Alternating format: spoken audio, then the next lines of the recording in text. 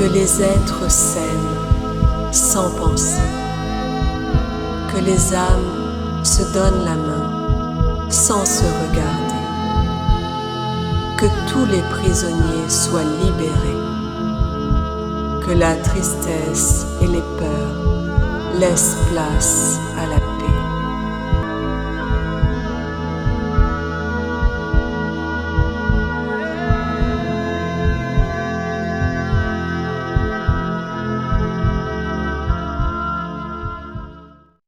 Et bonjour à tous. Je suis heureuse de vous retrouver. Je viens vous faire aujourd'hui cette petite capsule pour vous parler d'un sujet un petit peu particulier, un petit peu délicat, pas très lumineux, mais en même temps, je trouve nécessaire de venir en parler parce il fait partie de ce grand tout. Il fait partie de l'existence. Quelquefois, il fait partie du quotidien.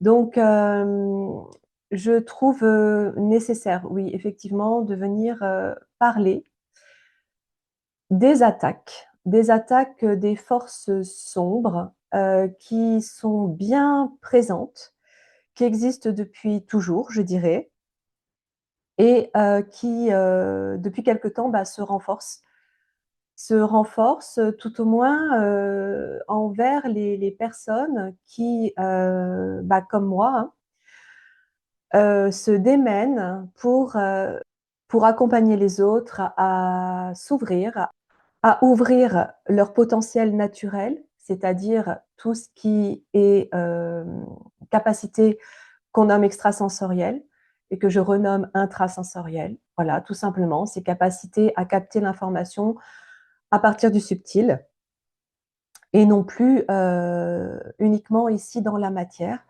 Et donc, plus les personnes tendent à s'éveiller et à reconnecter à l'information, je dirais, vraie, plus les attaques se renforcent. Et donc, plus les personnes qui transmettent et qui aident en ce sens sont ciblées. Donc, je vous parle un petit peu aussi en connaissance de cause, et je ne suis pas la seule, évidemment. Nous sommes très nombreux aussi à subir ce type d'attaque, mais c'est surtout, au-delà de la cible, c'est surtout la façon dont ça se manifeste, dont je voudrais aujourd'hui parler. Parce que ces forces, on va clairement parler de forces démoniaques. Ce sont des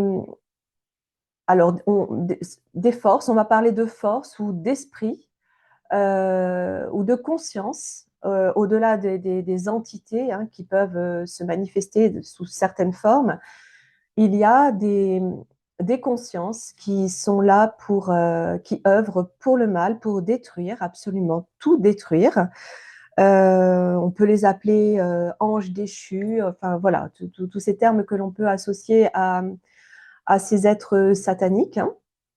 Donc, je tiens à préciser que je ne suis pas religieuse, mais je retrouve dans les dires des ecclésiastiques ou des personnes sont, qui appartiennent au dogme religieux, je retrouve des discours que l'on retrouve dans notre spiritualité hors dogme, on va dire. Hein. Donc, je ne rejette absolument pas tout ce qui peut être transmis par ces personnes-là. Au contraire.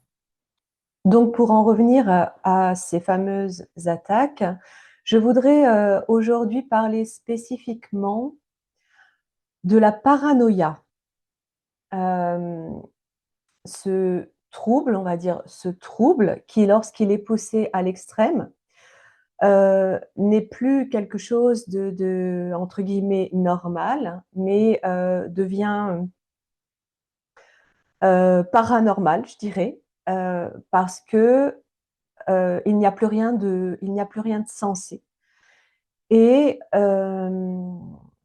la sournoiserie de ces forces démoniaques, en fait, est de s'infiltrer au travers des esprits et de les rendre totalement paranoïaques à l'extrême, au point que lorsque c'est poussé comme ça aussi loin, malheureusement, les personnes qui en sont l'objet peuvent devenir littéralement dangereuses parce qu'elles se sentent tellement attaquées, tellement persécutées, que pour se défendre, elles peuvent en devenir dangereuses, que ce soit par des actes, hein, par des gestes, que ce soit donc de la violence ou même de la violence psychologique et être amené même à utiliser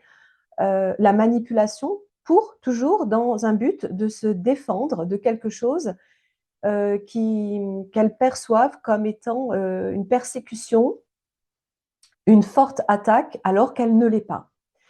Et j'ai pu, au cours de mon expérience et depuis plusieurs années, m'apercevoir la subtilité, euh, la façon vicieuse et la sournoiserie de ces forces dark, hein, de s'infiltrer au travers des êtres euh, que l'on aime, que l'on peut aimer très très fort, hein, des êtres, des proches, des êtres de l'entourage, ou pas d'ailleurs, hein, ou en tout cas des personnes que l'on connaît de près ou de loin, et s'infiltrer comme ça d'esprit à esprit, passer au travers de leur esprit, clairement, au travers de leur conscience, et transformer complètement leur réalité, en tout cas une partie, parce que là où c'est sournois, c'est qu'évidemment, ça ne va pas être en permanence, ça va être à certains moments, dans certaines situations,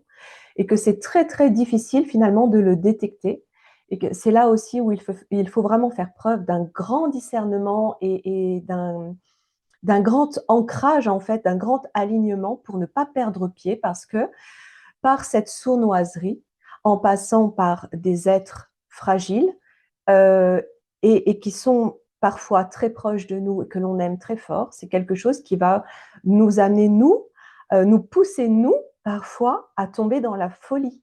C'est un risque, en tout cas, c'est un risque tellement ça rend dingue, en fait, et tellement ça peut être parfois très, très douloureux à vivre. Euh, donc, j'essaye aujourd'hui de transmettre cette information pour des personnes qui peut-être sont amenées à vivre la même chose et qui n'ont pas encore peut-être ne sont pas encore venus à la conclusion de se dire que au-delà de l'être humain, c'est pas l'être humain lui-même qui agit, mais quelque chose qui agit à travers lui et que c'est quelque chose que l'on peut reconnaître. C'est comme une signature fréquentielle, vibratoire, quand on a affaire à cela, quand on est confronté à cela une fois, deux fois, trois fois, 10 fois, c'est quelque chose après que l'on reconnaît tout de suite, même si ça passe au travers d'autres personnes dont on ne se serait jamais imaginé. Euh, donc, le truc, en fait, c'est de ne pas perdre pied, parce que lorsque ça passe au travers de ces personnes qui deviennent littéralement paranoïaques au sens brut, hein, du terme, ou sur le plan de la psychologie, bah, ça devient une vraie pathologie. Le but de ces forces, c'est qu'en passant, en faisant devenir certaines personnes comme ça, en les faisant tomber dans la paranoïa, ça va, par projection, amener la personne en face, donc la personne qui est ciblée par ses forces, hein, finalement, hein, la personne qui elle, est encore dans son centre, ça va la pousser, elle, ça va l'amener, elle, à avoir des tendances paranoïaques. Donc là, il y a aussi, on reconnaît la perversité de la chose, la sournoiserie, la perversité, euh, la subtilité. C'est très difficile au départ de reconnaître cela, puis avec le temps et avec l'expérience, non seulement on le reconnaît, mais on sait aussi s'en protéger.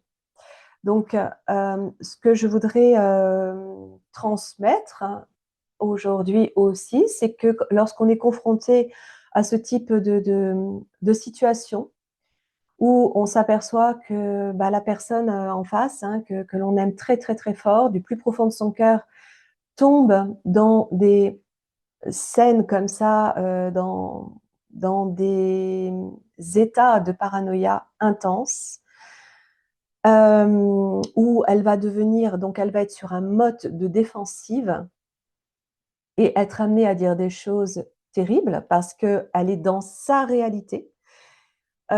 Et l'autre en face a beau lui expliquer qu'elle se trompe, qu'elle interprète complètement à l'envers ce que la personne a voulu lui dire, eh bien, elle n'entend rien. Elle n'entendra absolument rien parce qu'elle n'est pas consciente, elle n'est pas pleinement consciente de ce qu'il se passe, parce que cet esprit diabolique, en fait, prend sa place. À ce moment-là, elle n'est plus elle-même. Cette chose prend sa place et il y a toujours une part d'elle-même, sauf qu'elle n'est plus en mesure de discerner ce qu'il se passe, ni d'entendre l'autre en face. Elle n'est plus en mesure de raisonner de manière saine. Et donc l'autre a beau s'essouffler, s'acharner à tenter de lui expliquer ce qu'il se passe et tenter de le ramener à la réalité, ça ne fonctionnera jamais. Et c'est quelque chose qui peut faire perdre complètement l'énergie de la personne qui est saine, on va dire, hein, entre guillemets, hein, qui est saine d'esprit, ça lui vole son énergie. Et c'est fait pour aussi. C'est fait pour l'atteindre, c'est fait pour la détruire, littéralement, parce qu'elle dérange. Alors, ce qui est difficile à accepter, c'est déjà d'une part de s'apercevoir que ces entités, hein, ces forces démoniaques, vont se servir de personnes qui ont une structure psychologique et psychique fragile, et une structure émotionnelle extrêmement fragile de par leur vécu, leur expérience et leur enfance, bien souvent traumatisée. Donc à partir de là, il y a des failles. Tant que la personne n'a pas suffisamment travaillé sur elle-même et accepté le fait qu'elle puisse avoir des failles en fait, hein, parce que malheureusement, ce sont souvent des personnes qui vont tomber dans un narcissisme pour se valoriser, se redonner une image qu'elles ont perdue ou qu'on leur a volée. Donc elles vont tomber dans une forme de narcissisme, d'ego, de manipulation et de déni, qui fait qu'elles vont souvent ne pas accepter cette réalité et ne pas accepter d'aller se faire accompagner, d'aller se faire aider. Donc il y a ces failles déjà, il y a cette fragilité de la personne qui permet à ces forces démoniaques de pénétrer. Et ensuite, il y a autre chose qui peut complètement renforcer ce phénomène-là, ce sont les addictions à certaines substances, telles que, par exemple, c'est un exemple, mais c'est un exemple fort, le cannabis. Ça ne veut pas dire que toutes les personnes qui fument du cannabis vont être sujettes à l'attaque de ces forces, à la pénétration de ces forces, mais en tout cas pour les personnes qui ont déjà une structure fragile, qui peut les amener ensuite à avoir des états psychotiques, on va dire, parfois, alors là, c'est quelque chose qui va s'accentuer très fortement. Et donc, pour l'autre en face qui aime cette personne, c'est extrêmement difficile de réaliser tout ça, de se rendre compte de ce qu'il se passe. Encore plus difficile quand la personne fragile qui est atteinte est aussi spirituelle, a des connexions, a des ouvertures incroyables, incroyablement belles, mais malgré tout est dans une telle distorsion de la réalité qu'elle ne va pas, malgré le discours, malgré ce qu'on peut lui expliquer en tout bien, tout honneur, en totale empathie, elle ne va toujours pas le percevoir. Encore une fois, parce qu'elle n'est pas pleinement elle-même. Alors, ce que je voulais dire aussi, c'est que lorsqu'on est face à ces personnes, donc encore une fois, on a tendance à vouloir absolument, absolument, absolument leur faire comprendre ce qu'il se passe tellement c'est ahurissant. Et ça ne fonctionne pas. Pour l'avoir fait moi-même, pour l'avoir tenté moi-même pendant très longtemps, je me suis épuisée pour rien.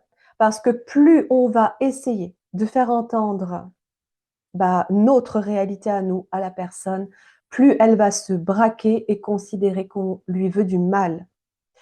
Je reviens, oui, sur l'aspect de cette distorsion de réalité, ces forces subtiles et sombres et démoniaques, hein, clairement, hein, qu'elles soient, peu importe la forme qu'elles prennent, que ce soit ni l'ADN reptilien ou autre chose, ou ce qu'on appelle le diable, Satan, peu importe le nom qu'on leur donne. Ces forces-là existent et leur façon de procéder, c'est d'instaurer un champ de conscience distordu au sein de la personne de façon à ce que tout ce qu'elle va recevoir comme information de la part de quelqu'un d'autre va être inversé. Donc, la personne, encore une fois, on va dire saine d'esprit, hein, pour raccourcir, va émettre des intentions d'amour. En face, ça va être pris comme une attaque, comme une accusation, comme une condamnation, comme une persécution. Ou alors, la personne va être triste, va avoir du chagrin et va tenter de l'expliquer ou en tout cas va être en chagrin devant la personne atteinte. Eh bien, la personne va considérer ce chagrin aussi comme une attaque. Tout est inversé, tout est inversé. Et quand on est clairvoyant et qu'on se rend compte de ça, ça rend dingue, ça rend complètement dingue, jusqu'au jour où on réalise subtilement ce qu'il se passe. Parce qu'on s'aperçoit que ça passe d'une personne à une autre. Et que jamais on n'aurait pensé que ça puisse atteindre telle autre personne. Et que tout à coup, cette personne change, vrille. Ce n'est plus le même visage. Ce n'est plus la même identité, ce n'est plus la même personnalité. Une personne avec qui tout se passait très bien, et d'un seul coup, ses attitudes, elle tombe dans les mêmes attitudes, exactement les mêmes attitudes de distorsion, et elle devient méconnaissable. Alors, il y a aussi d'autres manifestations, c'est qu'il peut y avoir parmi ces personnes euh, des attitudes de coupure nette, c'est-à-dire que tout se passait très bien jusque-là, beaucoup d'amour entre les deux êtres, et quand la personne fragile va être atteinte par cet esprit démoniaque, elle va tout couper. On ne peut plus la joindre, elle ne donne pas d'explication, et encore, donc ça, c'est quelque chose qui peut faire très mal aussi parce qu'on ne comprend pas, et nous, on a tendance à vouloir discuter, communiquer, essayer de comprendre ce qu'il se passe et de demander la raison de cette coupure. La personne fuit et a peur. Elle tombe dans la paranoïa totale, elle a peur, elle s'enfuit, ou alors elle va répondre qu'il n'y a aucune discussion possible, que c'est terminé. Et encore pire, j'allais dire, c'est que quelquefois, la personne qui va être atteinte va devenir dangereuse dans le sens où elle va porter, où la personne va être amenée à faire euh, des menaces de justice, ou alors euh, du dénigrement qui peut être public, qui peut être euh, extrêmement violent dans les mots, et qui va nous faire passer, en tout cas va faire passer la personne, on va dire, plutôt saine d'esprit, pour ce qu'elle est elle-même, c'est-à-dire euh, quelqu'un quelqu'un de dangereux. Euh, donc, encore une fois, c'est vraiment incroyablement bien joué parce que tout est tellement retourné. Ces esprits démoniaques retournent l'esprit d'une personne à la base saine mais tellement fragile, retourne complètement son esprit et va projeter sur l'autre ce qu'il se passe en elle au point de faire douter l'autre, d'être elle-même quelqu'un qui peut être une personne extrêmement dangereuse alors qu'elle est elle-même dangereuse. Non seulement par la violence, mais par les actes qu'elle va accomplir peut-être en allant faire des procès d'intention, enfin, des choses complètement démesurées avec zéro discussion possible. C'est ça qui est malheureux et c'est là aussi qu'on peut reconnaître la subtilité, qu'on peut reconnaître la différence, j'allais dire, c'est que ce sont des personnes avec qui il n'y a aucune discussion possible, il n'y a aucune remise en question, donc aucune communication, aucun échange stable, aucune remise en question, un déni parfois total et des coupures nettes. Lorsqu'il s'agit de personnes proches à qui l'on tient très fort, là, ce que je voudrais transmettre, c'est que pour l'avoir connu, expérimenté moi-même plusieurs fois, auprès de plusieurs personnes de mon entourage proche, très proche, c'est que le fait d'insister renforce la situation, renforce la possession, on va dire quelque part, c'est une forme de possession à un moment donné, même si de temps en temps la personne est en mesure de revenir à elle, de reprendre un petit peu, je dis, inconscience de ce qu'il se passe et d'être désolée. Malheureusement, c'est quelque chose qui se répète. Je voudrais appuyer aussi sur le fait que quand ça arrive, la personne ne ressent, c'est comme si la personne était complètement coupée du cœur, elle ne ressent plus aucune empathie, elle est coupée du champ émotionnel. Ces forces-là coupent ces personnes de leur champ émotionnel, donc elles ne peuvent plus ressentir l'empathie, elles ne peuvent plus ressentir la compassion, l'amour, oublient les souvenirs de choses qu'on aurait pu vivre ensemble, qui étaient très belles, et donc n'ont aucun remords à agir comme elles agissent avec des mots extrêmes ou des actes extrêmes. Elles ne ressentent pas le remords parce qu'elles sont littéralement coupées de tout ce champ émotionnel qui permet justement de ne pas rentrer dans des extrêmes ou de dépasser les limites de la raison, en fait, qui va faire qu'on va pouvoir vivre quelque chose de sain. Quand c'en est à ce point-là, donc surtout, ne pas insister parce que la personne va se sentir encore plus attaquée, parce qu'elle nous perçoit dans son champ de vision à ce moment-là, nous sommes un persécuteur. Nous sommes quelqu'un qui lui veut du mal. Euh, du mal où elle se sent clairement en danger. Elle peut se sentir en danger de mort. Donc surtout, c'est partir.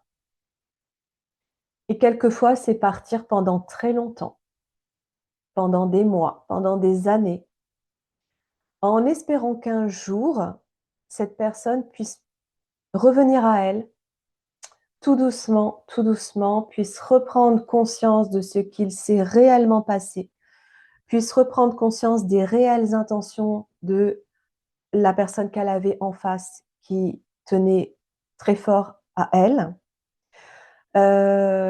et comprendre quel était l'objet de force qui l'ont amené à perdre tout sens de la réalité.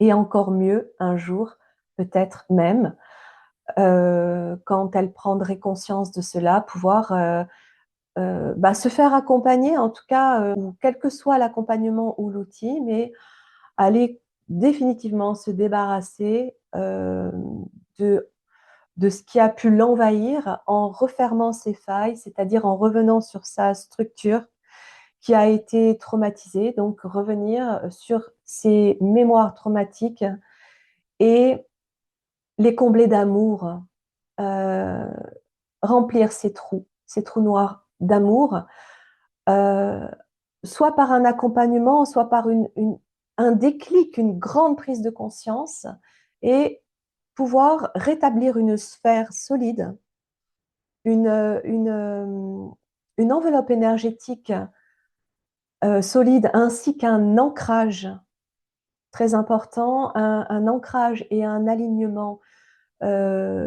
solide, ferme, pour ne plus avoir, ne plus être l'objet de ces distorsions qui amènent à diviser les êtres. Et ça, c'est pour en revenir à ces forces démoniaques, hein, ces présences destructrices, encore une fois, hein, ces anges déchus, ces démons. Leur jeu, leur but, c'est de diviser, séparer les êtres qui s'aiment. Parce que lorsqu'on est pleinement dans l'amour, euh, les forces, pour le coup lumineuses, sont décuplées. Et on est créateur d'un tas de choses extrêmement belles à partir de l'association des cœurs d'amour. On peut faire des miracles, on peut faire des choses magnifiques. Donc, la seule façon pour nous, êtres qui sont confrontés à ce genre de situation, c'est de s'éloigner et de continuer à émettre des intentions d'amour aux personnes qui ont pu un jour faire extrêmement mal, euh, encore une fois, par les gestes, par les actes, par les mots. Continuer de leur envoyer de l'amour, prier pour elles, prier dans la compassion pour elles, et dans le souhait qu'elles retrouvent leur âme, qu'elles retrouvent leur esprit sain, qu'elles retrouvent l'accès à leur cœur, à leur dimension d'amour intérieur, et pour elles, et ensuite pour les autres, quitte à ne plus jamais les voir, mais simplement qu'elles puissent être dans leur tranquillité intérieure, dans leur fort intérieur, pour pouvoir se réparer. Voilà, donc ces forces-là aujourd'hui sont à l'œuvre. Elles sont à l'œuvre parce qu'elles sont évidemment pleinement conscientes que l'éveil des consciences est de plus en plus intense. Donc, elles agissent pour venir contrer cela, séparer les âmes, les cœurs qui s'aiment. Et le but est de ne surtout pas rentrer dans leur jeu parce que c'est quelque chose qui peut être très facile. Ne pas rentrer dans leur jeu, même si ça fait très mal, même si ça arrache le cœur et les tripes, ne pas rentrer dans ce jeu diabolique, rester à l'écart et continuer d'y croire, continuer d'avancer seul pendant un certain moment, mais pour finalement se retrouver parce que les personnes dotées intérieurement d'un vrai amour, d'une âme pleinement lumineuse, se retrouveront quoi qu'il en soit. Donc, gardez foi en cela. Et je crois que j'ai tout dit sur ce sujet. En tout cas, j'ai tenté d'exprimer tout ce que je pouvais aujourd'hui. Ça me tenait à cœur de pouvoir le faire. Euh, Ça me tenait à cœur, simplement de pouvoir le faire. User de discernement, vraiment user de discernement, c'est la seule chose qui nous permet de garder le cap, en fait, de garder le cap, parce que le doute est de mise, évidemment, dans ces moments-là, et c'est aussi la volonté de ces forces sombres que de nous mettre dans le doute et de ne plus savoir qui est sincère de qui ne l'est pas. Donc, garder le discernement, se faire confiance et prendre du recul pour analyser tout cela et s'écouter. Vraiment, s'écouter soi avant d'écouter les autres. Je vous souhaite, un beau discernement, une très belle lumière en votre cœur et continuons d'être unis par le cœur, par, la lumière, par la vraie lumière, par la lumière qui transcende absolument tout. À bientôt.